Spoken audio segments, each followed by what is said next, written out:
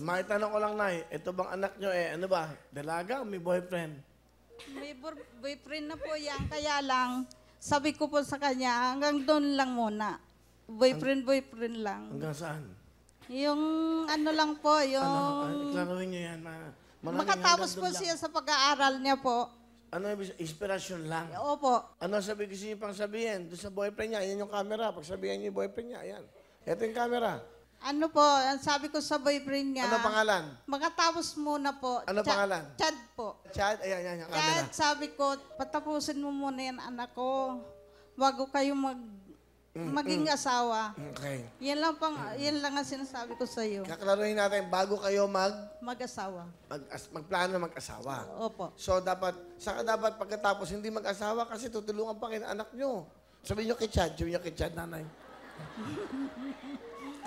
Chad, bago ka mag-asawa,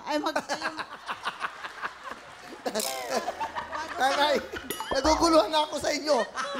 Ituloy nyo, bago siya mag-asawa, yung anak nyo nga ang gusto pa pang-asawa. Ayan, sabihin nyo kay Chad. Chad, bago kayo maging asawa, ano ba yun? Bago? Bago mag-asawa, may trabaho na muna yung anak ko.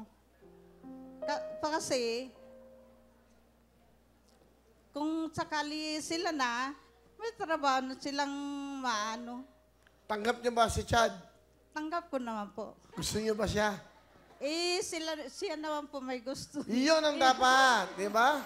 Yan ang dakilang may ina. gusto. Kung ano yung kaliligaya ng anak mo, pero Iyo dapat po. nasa tama. Iyo po. Ang tanong ko, gusto niyo si Chad ni Steph? Gusto niyo ba si Chad para sa anak niyo? Gusto naman po. Pwede na pala eh, Chad, pwede na. Gusto niyo naman pala eh. Wala pa pong trabaho. Wala pa trabaho. Gusto niyo establisado muna ang buhay. Opo. Palabakan natin si Nanay Pina. Sa ikaw, siyempre, iniisip ng magulang nyo, kinabukasan mo. Okay? Sa tatay mo, ano gusto mo sabihin? Hi pa, manood ka lang dyan. May pasalubong ka mamaya pag uwi namin ni Mama. At saka pa, thank you din sa support mo. Minsan, charot lang. Thank you, Papa, sa pag-aalaga niyo sa amin. Sobrang swerte ko po talaga na sa inyo po ako. Na kayo po yung naging magulang ko. Hindi ko man po lagi-laging napaparamdam sa inyo yon kasi po hindi po tayo masyadong close. Pero pa, sobrang mahal kita. Yun lang po, Kuya Bill. Meron mo ba kayong gustong sabihin kay Chad? Pahabol ang pahabol. Chad, basta trabaho ka munang kaya mo na pamilya mo, okay na siguro. Okay na? Chad! Magtrabaho ka na sa mga restaurant niyan. Crew, pwede na! Wala pa. Okay. Ikaw, ano message mo kay Chad naman?